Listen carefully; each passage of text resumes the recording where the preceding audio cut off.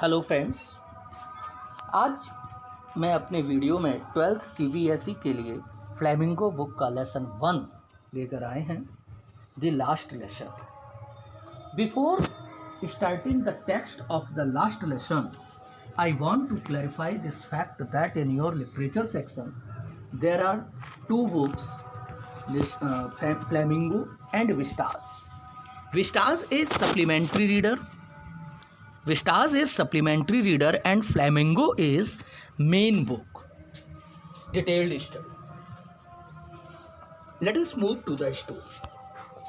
The last lesson.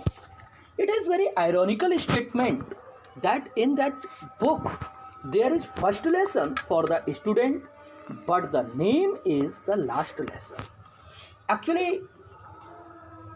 इतिहास के समय में फ्रांस का अल्सेस जिला डिस्ट्रिक्ट, फ्रांस का अल्सेस एरिया प्रूसिया आर्मी के हाथों चला गया। मिस्टर हेमर इस पाठ के सेंट्रल कैरेक्टर वहाँ टीचर थे और उनको अंतिम समय में ऑर्डर मिला था कि आज आपके देश की भाषा का आखिरी दिन है, और उस आखिरी दिन को कैसे उन्होंने पढ़ाया है इस पाठ में आप ये जानेंगे। Let us move. I started for school very let that morning and was in great dread of scolding, specially because M. Hamel had said that he would question us on participles. In this line, I is Little French. Little French is one student of that school who is very naughty. He is not paying attention towards his teacher. So, he accepted this fact that I started for school very late that morning. He is reminding on the particular day which is described in this story. On that morning, I was late for school. Was in great dread of a scolding. Dread, fear. Scolding, rebuked. He had one tension in his mind. There was one fear in his mind to being rebuked or scolded. What is the reason? Especially because M. Hamel had said that he would question us on participles. M. Hamel is the teacher of Little French, and M. Hamel has announced he would ask the question on participles in the class. So Little French is in slightly fear. So he had one fear about questions by the class teacher regarding participants, and I did not know the first word about them. Little French frankly admitted this fact that he had no primary knowledge on participles, while Mr. Hamel was ready to ask the question. For a moment, I thought of running away and spending the day out of doors. For surprising, he thought for a minute he should bunk the school and enjoy natural scenery besides school. It was so warm, so bright. The climate was not very rough. It was sunny and bright. Birds were chirping at the edge of the woods. Woods, forest. Dear student, wood, WOOD, इसका अर्थ होता है लकड़ी, और WOODS इसका अर्थ हो जाता है जंगल। Edge boundaries, chirping making sound, birds were chirping at the edge of the woods. चिड़ियाँ जंगल की किनारों पर लगे हुए पेड़ों पर चहचहा रही थीं। In the open field back of sawmill, the Prussian soldiers were drilling, practicing. Sawmill, there was one wooden mill where all furniture were made, wood cut by the machines. In that open field, back of the sawmill, in an open field, Prussian soldiers were practicing. This climate, when little French tempted to bunk the school due to the fear of hammer.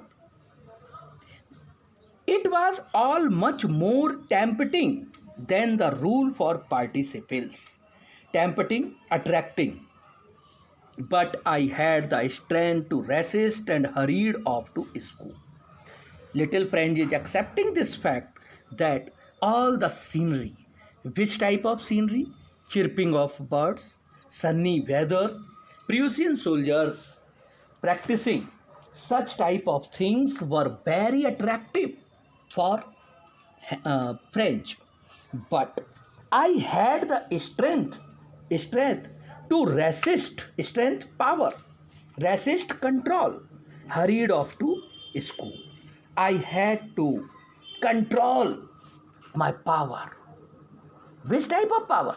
To bunk the school of hurried off to school. मैंने जल्दी से school जाने के लिए किया और जितना भी मेरे दिमाग में आकर्षण आ रहा था वो आकर्षण, चिड़ियों का चहचहाना, सुनहरे मौसम में घूमना, सोल्जर्स की प्रैक्टिस देखना, इन सब आकर्षणों को मैंने रोका और मैं स्कूल की तरफ गया। Next para. When I passed the town hall, there was a crowd in front of the bulletin board. Bulletin board, on that all the informations were written by the government. Little French passed the town hall. Before the bulletin board, there was a crowd. For the last 2 years, all our bad news had come from there. French is telling that previous 2 years, on that time when his village was, his country was not free, from that point all the bad news come from bulletin board. Which type of news? The lost battles, the draft, the order of the commanding officer. Draft, informations. The informations regarding lost battles, any government official informations, or commanding officers' orders. And I thought to myself without stopping. And at that time, little friends thought such type of informations was published on that bulletin board. So, without stopping, he continued moved towards school. What can be the matter now? But there was one question in his mind, which type of information is published? Then as I hurried by as fast as I could go, at that time I was running as I could. Little French is accepting this fact. He was trying to run to school, to join the school, as he has potential. The blacksmith, the watcher, who was there? There was one blacksmith and a watcher. Here watcher means attendant. One blacksmith stood there with his attendant, with his apprentice, reading the bulletin. Blacksmith, who was seeing that bulletin board with his follower, apprentice follower, called after me. He called me, "Don't go so fast, Bub." Bub is the nickname of little French. He called, "Bub, Don't so go fast. You will get to your school in plenty of time. Plenty of time, remaining of time. Why you are running? Because you have a lot of time to school. I thought he was making fun of me and reached M. Hammel's little garden all out of breath. Out of breath, gasping. I thought Blacksmith was making fun because I knew very well I was getting late already. So I reached into the garden of Mr. Hamel with gasping. Usually, when school began, there was a great bustle. Bustle, noise, noisy atmosphere. Usually often. अक्सर कर ऐसा होता था जब school शुरू होता था तो वहाँ पर शोर युक्त वातावरण होता था. In the school premises, it was generally atmosphere, noisy atmosphere, which could be heard out in the street. This noisy atmosphere could be found by the nearby street or area of that street. The opening and closing of desks, lessons repeated in unison, equal sound. बच्चे डेस्कों को खोलते थे और बैठने के बाद उनके हाथों को बंद करते थे. तो डेस्कों के खोलने की और बंद करने की आवाज़ें, छोटे बच्चों का पाठों को, लेसन्स को एक आवाज़ में रिपीट करने की आवाज़ें वेरी लाउड, बहुत तेज़ी से आती थी. विद आवर हैंड, ऐसा जो इन्होंने डिस्क्रिप्शन दिया है ये हर स्कूल में होता था कि स्कूल खुला तो वहाँ पर बच्चे क्लासों में जा रहे हैं, डेस्कों को खींच रहे हैं, खोल रहे हैं, बैठ रहे हैं, बंद कर रहे हैं. छोटे बच्चे, जैसा कि आज नर्सरी प्राइमरी स्कूलों में भी आप देखते हैं कि बच्चों को टेबल सिखाई जाती है, 2 1 जा 1, 2 1 जा 2, तो वो 2 1 जा 2 बोलते हैं. तेज आवाज़ में वो बोल रहे थे. With our hands over our eyes ears to understand better.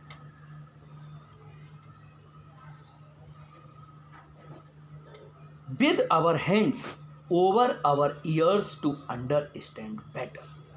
At this atmosphere, our hands were habitual in comparison than our ears. हमारे कानों को सुनने की ज़रूरत ही नहीं पड़ती थी. जब हम स्कूल के माहौल में आ जाते थे हमारे हाथ ही पहचान जाते थे कि अब शोर हो रहा है. And the teachers great ruler tapping on the table, और टीचर का वो डंडा जो टेबल पर वो ठक ठक करते हुए बजाते थे. Tapping, knocking. ये क्वेश्चन आपके बोर्ड में भी आ सकता है कि स्कूल में किस प्रकार की आवाज़ों का वर्णन किया गया है. अगर ये क्वेश्चन आता है तो आप बोल सकते हैं डेस्क को खोलने बंद करने की आवाज़, लेसन्स को एक समान तेज़ बोलने की आवाज़, और टीचर्स का रूलर टैपिंग करते हुए. But now it was also still silent. लेकिन आज स्कूल का माहौल नॉर्मल दिनों से पूरा शांत माहौल था. I had counted on the commotion to get to my desk without being seen. Commotion, noise. इस लाइन में भी आप लिटिल फ्रेंच की चालाकी का स्टेटमेंट पाएंगे. Little French is accepting frankly in normal days when noise occur very loudly. With the help of that noise, he could enter the class without noticing by teacher or any other. But on that day, what was happening? Every environment in the class, outside of the class, or in school, everything was silent. That day, everything had to be as quiet as Sunday morning. Everything had to be as quiet as Sunday morning. Sunday morning यहाँ पर special बड़े शब्दों में दिया गया है. Sunday को school बंद रहते हैं और बच्चों की हलचल स्कूलों में नहीं होती है. संडे का अर्थ क्रिश्चियन माइथोलॉजी में भी बहुत बड़ा है। सभी पुजारी, सभी क्रिश्चियंस चर्च में संडे के दिन इकट्ठे होते हैं और एक साथ अपनी पूजा को करते हैं। इसलिए संडे एक शांत एटमॉस्फेयर में रहने वाला दिन है। Through the window I Shaw my classmates already in their places. Window से मैंने खिड़की से मैंने कमरे में देखा, मेरे सभी साथी वहाँ बैठे हुए थे। M Hamel walking up and down with his terrible iron ruler under his arm. Terrible, horrible. I have found, मैंने पाया, एम हेमल इधर उधर टहल रहे थे और उनकी हाथों में भयानक उनका डंडा साथ में था। I had to open the door. Had to, मैंने कई क्लासेस में बताया है, had to एक मॉडल है जो फाउंडेशनरी वर्क पास्ट के लिए करना पड़ता है। मुझे दरवाजा खोल के अंदर जाना पड़ा। गो इन बिफोर एवरीबडी, और मुझे प्रत्येक व्यक्ति के सामने से निकलना पड़ा। You can imagine how I blushed ray of sameness. Little French is accepting this fact that when everyone is present in the class and I was late, so before passing of the every person, he was feeling a sameness. How frightened I was, and I was very fear for that moment. But nothing happened. I was feared due to the scolding or rebukeness of the teacher. I was feeling a ray of sameness due to presenting of everyone in the class, but nothing happened. M. Hamel saw me and said very kindly, "Go to your place quickly, little friend. We were beginning without you." M. Hamel, अक्सर कर आप देखें, जब आपको अपने teacher से बहुत ज़्यादा गुस्से की उम्मीद होती है, टीचर आपके ऊपर टूटने ही वाला होता है, आपको लगता है, और आपकी उम्मीदों के विपरीत टीचर आपसे बड़ा एफिशिएंट व्यवहार करता है, तो आपको आश्चर्य होता है। यही घटना एम हेमल के द्वारा हुई। एम हेमल के द्वारा फ्रेंच को डांटने की उम्मीद थी कि आज तो मैं बच नहीं सकता, आज मैं गया। लेकिन एम हेमल ने बड़े ही प्रेम से मुझे देखा और उन्होंने धीमे से बोला, go to your place quickly, जाओ बेटा, अपने सीट पर जाओ little friend, we were beginning without you, हम लोग तुम्हारे बिना ही लेसन शुरू करने वाले थे। आई jumped over the bench and set down at my desk. मैं बेंच के ऊपर से कूदा और मैं डेस्क के पास बैठ गया। Not till then when I had got a little over my fright fear, और मेरा डर थोड़ा ही कम हुआ था कि मुझे did I see that our teacher had on his beautiful green coat.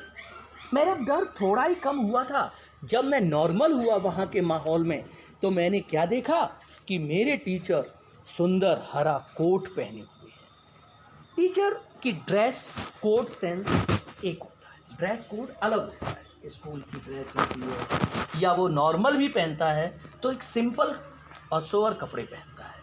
जब किसी पार्टी वियरिंग में जाता है, किसी फंक्शन में जाता है, तो वह नॉर्मल से थोड़े अलग कपड़े पहने होता है। जब लिटिल फ्रेंच ने हेमल को देखा तो हेमल को पाया कि वो अपने सुंदर हरे कोट में है।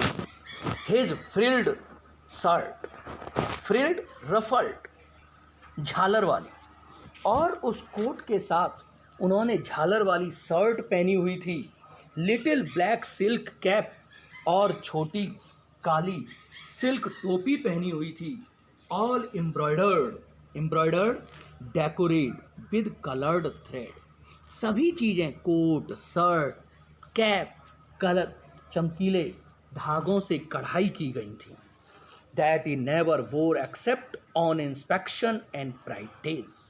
और उनके कभी उम्मीद नहीं की गई थी कि वो इंस्पेक्शन वाले दिन, जब बड़े अधिकारी आते हैं स्कूल को चेक करने के लिए, या प्राइज डिस्ट्रीब्यूशन वाले दिन, इन 2 दिनों के अलावा उन्होंने ऐसे कपड़े पहने हों। आज वो सामान्य दिनों से अलग कपड़े पहने हुए थे। लिटिल फ्रेंच उनके कपड़ों को देखकर चौंक गया। Besides, the whole school seemed so strange and solemn, calm, silent. इसके अतिरिक्त उसके सरप्राइज होने का एक कारण यह भी था कि पूरा स्कूल इतना अधिक अजीब और शांत दिख रहा था कि वह आश्चर्य करने के लिए बाध्य हो गया। But the thing that surprised me most was to see on the back benches that were always empty. लेकिन अभी उसका आश्चर्य कम नहीं हुआ। अभी सबसे ज़्यादा उसे जो आश्चर्य हुआ था वो तब हुआ जब क्लास में पीछे की सीटें जो अक्सर कर खाली रहती थीं, वो सीटें आज भरी हुई थीं। किन से भरी हुई थीं? The village people sitting quietly like ourselves. गांव के लोग शांति से बैठे हुए थे जैसे कि क्लास में स्टूडेंट्स बैठा करते हैं। Old Hauser with his 3 cornered head. Hauser एक वहाँ का प्रतिष्ठित व्यक्ति था। वो 3 कोनों से मुड़ी हुई टोपी पहने हुए था। फॉर्मर मेयर, फॉर्मर प्री, पहला चुना हुआ मेयर बैठा हुआ था। फॉर्मर पोस्टमास्टर, पहले का पोस्टमास्टर बैठा हुआ था। सेवरल अदर बिसाइड्स, और कई दूसरे लोग बैठे हुए थे। तो वहाँ पर पीछे बैठे वाले व्यक्तियों में गांव के व्यक्तियों के अलावा प्रतिष्ठित लोग बैठे हुए थे। हाउसर, पोस्टमैन और other mayor. Everybody looked sad and Hauser had brought an old primer. प्रत्येक व्यक्ति दुखी लग रहा था। हाउसर अपनी प्राइमरी बुक, उस क्लास में पढ़ाई जाने वाली प्राइमरी बुक के पन्नों को पलट रहा था, लाया था। Thumbed at the edges, thumbed tapped edges boundary, और अपनी गोद में प्राइमरी बुक के किनारों को हाथ से धीमे धीमे थपथपा रहा था। He held it open on his knees with his great spectacles lying across the pages. उसने उस किताब को अपने घुटनों पर रखकर अपने चश्मे से उसने देखा और पन्नों को पलटने लगा।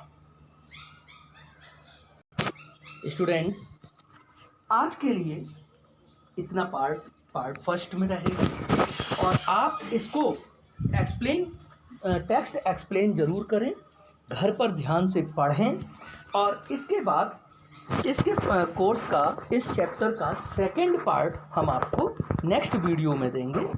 जिन लोगों ने अभी हमारे चैनल को सब्सक्राइब नहीं किया है, कृपया करके वो सब्सक्राइब करें। आपके सब्सक्राइब करने से हमें एक मोटिवेशन मिलता है और हम आपको इजी लैंग्वेज में आगे के चैप्टर्स डालते रहेंगे। Thank you, have a nice day.